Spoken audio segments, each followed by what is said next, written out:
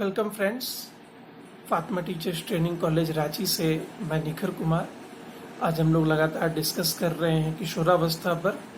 तो इस दौरान हमने अभी तक देखा है किशोरावस्था का क्या अर्थ है, उसकी कौन कौन सी परिभाषाएं दी गई हैं, किशोरावस्था की क्या आवश्यकताएं होती हैं, और हमने उसके बाद देखा किशोरावस्था में कौन कौन सी विकासात्मक विशेषताएं देखने को मिलती हैं। अभी हम लोग डिस्कस करने वाले हैं कि किशोरावस्था की जो विकासात्मक विशेषताएं हैं, यानी जब किशोरावस्था के दौरान किसी मनुष्य का विकास हो रहा होता है तो जो जो विशेषताएं नजर आती हैं, देखने को मिलती हैं, उन सारे विशेषताओं को ध्यान में रखते हुए शिक्षा किस प्रकार दी जानी चाहिए, यानी किशोरावस्था में शिक्षा की व्यवस्था किस प्रकार की होनी चाहिए। इस दौरान जो भी पॉइंट्स आपको समझ में नहीं आएगा तो आप हमारे साथ डिस्कस कर सकते हैं कॉलेज के व्हाट्सएप ग्रुप में, या इस वीडियो के अंत में अपने कमेंट्स के द्वारा आप हमारे साथ जुड़िए। तो प्रारंभ करते हैं, और हमारा पहला जो पॉइंट है वह है शारीरिक विकास के लिए शिक्षा, यानी एजुकेशन फॉर फिजिकल डेवलपमेंट। देखिए, शारीरिक विकास किशोरावस्था में जैसा आपने देखा कि दो तरह की होती हैं, एक आंतरिक और एक बाह्य। तो दोनों ही प्रकार के जो शारीरिक विकास है वो सही दिशा की ओर हो, इस चीज को ध्यान में रखते हुए शिक्षा की व्यवस्था की जानी चाहिए। यानी ज्यादा से ज्यादा उन्हें खेल से जोड़ना होगा, उन्हें एक्सरसाइज से जोड़ना होगा, इसके साथ साथ स्वस्थ खान पान की आदतों का विकास भी उनके अंदर करना होगा, ताकि उनका स्वास्थ्य सही रहे और उनका शारीरिक विकास सही दिशा की ओर हो सके। दूसरी जो प्रमुख व्यवस्था करनी होगी वह है मानसिक स्वास्थ्य के लिए या मानसिक विकास के लिए शिक्षा, यानी एजुकेशन फॉर मेंटल डेवलपमेंट। इस दौरान सोच का विकास होना प्रारंभ होता है, संज्ञान का विकास होना प्रारंभ होता है, संवेगों का विकास होना प्रारंभ हो जाता है। कह सकते हैं वो मैच्योर होने की अवस्था की ओर उन्मुख हो रहे होते हैं। तो इस दौरान जो भी क्रियाकलाप कराए जाए उसमें मानसिक गतिविधियों को ज्यादा से ज्यादा शामिल किया जाए, ताकि वो सही दिशा की ओर सोचने में सक्षम बन सके। इसके साथ साथ जो तीसरी प्रमुख व्यवस्था करनी होगी वह है सांवेगिक विकास के लिए शिक्षा, यानी एजुकेशन फॉर इमोशनल डेवलपमेंट।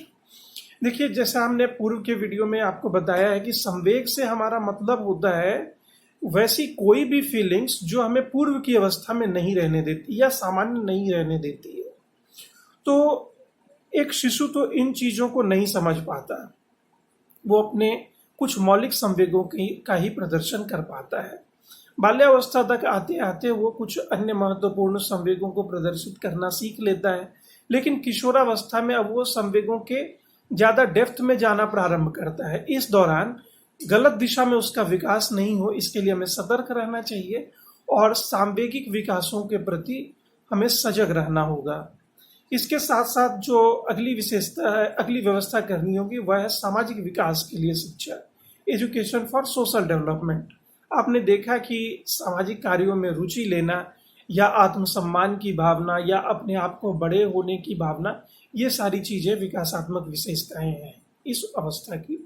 तो आपको ध्यान ये रखना है कि तमाम तरह के सोशल एक्टिविटीज में इन किशोरों को शामिल किया जाए, ताकि उनके सामाजिक सहयोग या समाज से जुड़ने की जो इच्छा है उसको हम लोग संतुष्ट कर सके। इसके साथ साथ जो अगली व्यवस्था है वो है कि व्यक्तिगत विभेदों के अनुसार शिक्षा, यानी एजुकेशन फॉर इंडिविजुअल डिफरेंसेस, या education should be based on individual differences. हर बालक समान नहीं होता और किशोरावस्था तक आते आते यह भिन्नता स्पष्ट तौर पर देखने को मिलती है हमें। जैसे कोई इस दौरान काफी अच्छा स्पोर्ट्समैन बनने के सारे गुण दिखा रहा होता है, कोई अच्छा आर्टिस्ट बन चुका होता है, कोई अच्छा म्यूजिक दे रहा होता है या म्यूजिक क्षेत्र में अच्छा कर रहा होता है, कोई अच्छा सिंगिंग। तो आपको ध्यान ये रखना है कि सारे किशोरों के लिए एक जैसी व्यवस्था नहीं होनी चाहिए। उनका जहां पर जो इंटरेस्ट एरिया है उसकी ओर उनको और भी ज्यादा इनकरेज करना चाहिए, उसकी ओर उनका विकास करना हमारा दायित्व बनता है। इसके बाद जो एक अन्य प्रमुख व्यवस्था हमें करनी चाहिए वह है सेक्स एजुकेशन, यानी यौन शिक्षा की। इस दौरान क्या है, देखिए भारत में ये एक निषेधित विषय माना जाता है, निषेध का विषय, टैबू है हमारे सोसाइटी में सेक्स के बारे में बात करना। इस संदर्भ में बात करने वाले को अच्छे नज़र से देखा भी नहीं जाता है। तो इस कारण से बहुत सारे जो क्यूरियोसिटी है वो किशोरों के मन में दबी रह जाती हैं, जिसको वो किसी अन्य गैर प्रमाणिक स्रोतों से जानने का प्रयास करते हैं। तो तमाम तरह की भ्रांतियां उनके दिमाग में असर करती हैं और कहीं ना कहीं भटकाव का जन्म होता है। तो बेहतर है कि जो शरीर से संबंधित मौलिक चीजें हैं उनकी जानकारी किशोरों को अनिवार्य रूप से दी जाए। इसके साथ साथ शिक्षा की अन्य प्रमुख विशेषता हमें करनी होगी, वह है कि उपयुक्त शिक्षण विधियों का चयन। देखिए, शैशवावस्था में आप खेल विधि के द्वारा जो शिक्षा देते हैं वो काफ़ी कारगर और उपयोगी होती है। बाल्यावस्था के दौरान आप करके सीखने के लिए देते हैं तो ये बालकों के लिए काफ़ी उपयोगी है। वैसे ही किशोरावस्था के दौरान अलग अलग विषय और अलग अलग क्षेत्र के लिए अलग अलग शिक्षण विधियों का प्रयोग किया जाना चाहिए, जो उपयोगी भी हो और साथ ही साथ सबसे उपयुक्त भी हो, यानी एप्रोप्रिएट और इंटरेस्टिंग हो, उनके लेवल के अनुरूप हो। अदरवाइज वो उस पॉइंट्स को समझ नहीं पाएंगे, उस सब्जेक्ट को समझ नहीं पाएंगे और जिसके वजह से उस सब्जेक्ट से वो विमुख होना प्रारंभ कर देंगे। सुझाव के लिए मैं आपको बताता हूँ, आप अपने आप को ही देखें, आप उन्हीं विषय में कमजोर हैं जिन विषय में किसी शिक्षक ने आपको संतुष्ट करने का प्रयास नहीं किया। कहीं ना कहीं ये उस शिक्षक की असफलता है, क्योंकि अगर उस शिक्षक ने सही दिशा और सही शिक्षण विधियों का प्रयोग किया होता तो आप उस विषय में कमजोर नहीं होते। मैं मानता हूं कि सारे लोग सारे विषय में दक्ष नहीं हो सकते हैं, लेकिन आपने जिस विषय में आगे बढ़ने का निर्णय किया, मैं उस पॉइंट की ओर आपको इंडिकेट कर रहा हूं। इसके बाद एक अन्य प्रमुख जो शिक्षा की व्यवस्था करनी होगी वह है कि किशोरों के प्रति वयस्कों जैसा व्यवहार करना होगा। यानी जो किशोरावस्था के बालक हैं उनको पढ़ाते समय कभी भी हमें डांट डपट करने से बचना होगा, और बालकों को जिस प्रकार से आप ट्रीट करते हैं या उन्हें कमांड देने का प्रयास करते हैं तो किशोरों पर यह विधि लागू नहीं हो पाएगी, क्योंकि इस दौरान विद्रोह की भावना और स्वतंत्रता की फीलिंग्स काफ़ी प्रबल होती है। तो उनके साथ मित्रवत व्यवहार करना ही सही होगा।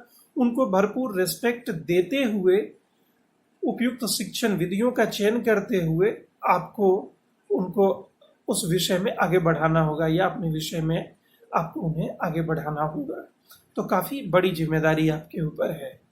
इसके साथ साथ जो अन्य व्यवस्था करनी होगी वह है पूर्व व्यावसायिक शिक्षा, यानी व्यवसाय चयन से संबंधित तमाम तरह के विचार बालकों के किशोरों के मन में चल रहे होते हैं।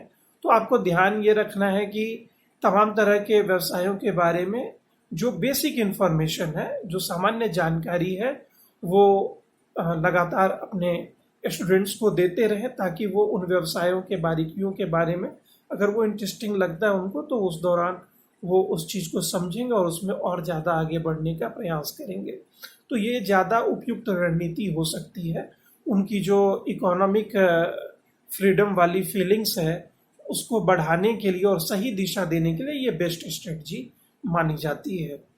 इसके साथ साथ आपको जीवन दर्शन की शिक्षा भी उन्हें देनी होगी। जैसे आप देखेंगे कि तमाम तरह के जो नैतिक शिक्षा है या स्पिरिचुअल शिक्षा है, तो उन सब चीज़ का आधार कहीं ना कहीं दर्शन होता है और फिलॉसफी के प्रति एक आवश्यकता होती है किशोरों को, यानी वो दर्शन को जानना, किसी भी चीज़ को जानने का प्रयास करना चाहते हैं।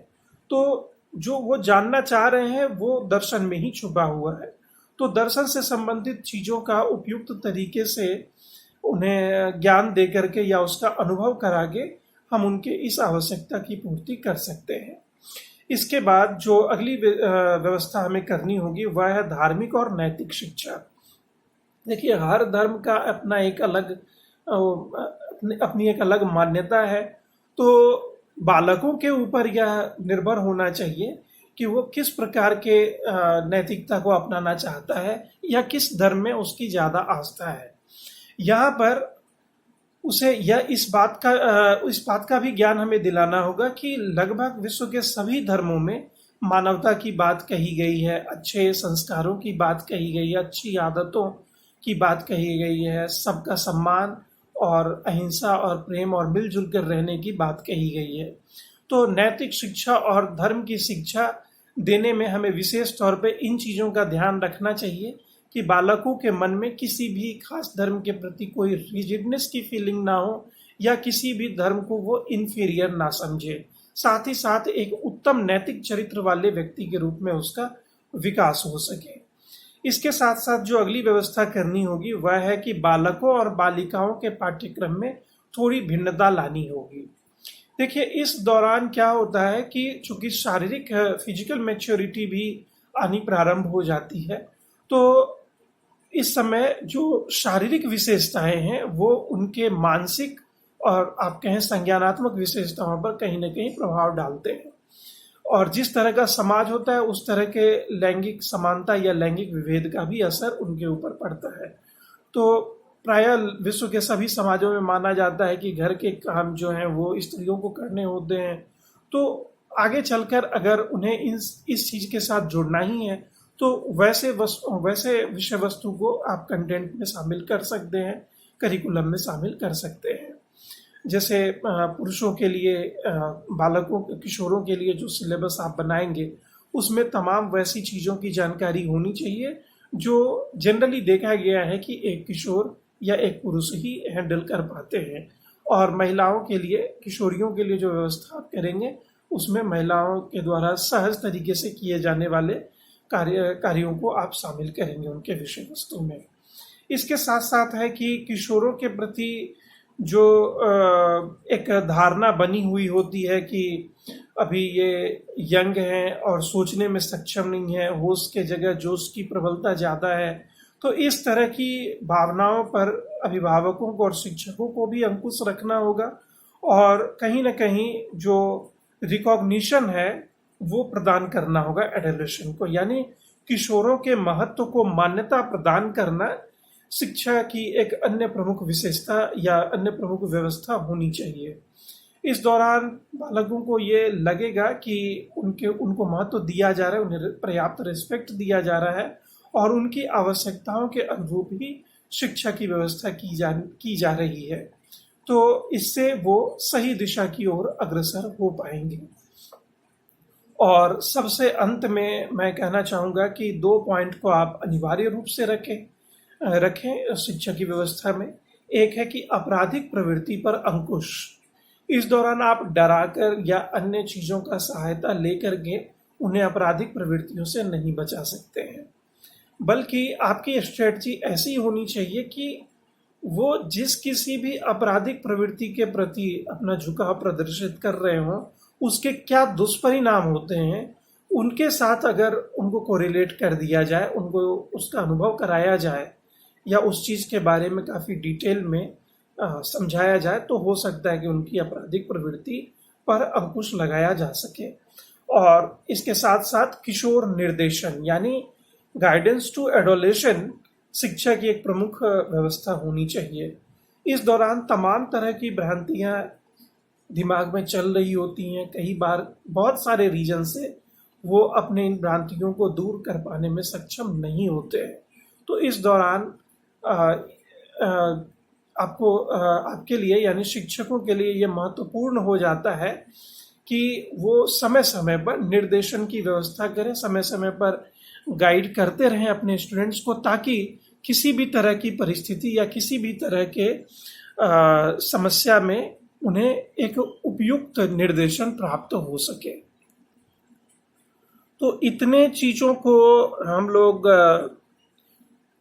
अपने करिकुलम में, अपने शिक्षण विधियों में प्रयोग कर सकते हैं एडोलेसेंट पीरियड में शिक्षा की व्यवस्था करने के दौरान। लेकिन अंत में मैं आपको एक सुझाव के रूप में ये कहना चाहूँगा कि चूँकि ये अवस्था प्रौढ़ होने की अवस्था है, यानी कि इस अवस्था के बाद, इस अवस्था से गुजर कर कोई भी इंसान प्रौढ़ व्यक्तित्व में परिवर्तित हो जाता है।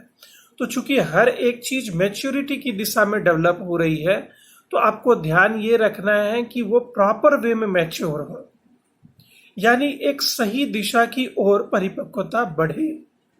इसके लिए एक शिक्षक का सर्वाधिक बड़ा योगदान होता है अपने समाज के प्रति। तो किशोरों को ट्रीट करते समय मनोविज्ञान का ज्ञान होना आपके लिए आवश्यक है, साथ ही साथ उस अवस्था का ज्ञान होना आवश्यक है, और इसके साथ साथ व्यावसायिक कुशलता ही आपके लिए सबसे कारगर हथियार साबित हो सकती है किसी भी किशोर को सही तरीके से विद्यालय में शिक्षण या प्रशिक्षण देने के लिए। तो उम्मीद करता हूं कि किशोरावस्था से संबंधित सारे पॉइंट्स को आप समझ चुके होंगे। अगर कहीं पर कुछ अस्पष्टता है तो आप हमसे संपर्क करेंगे। धन्यवाद।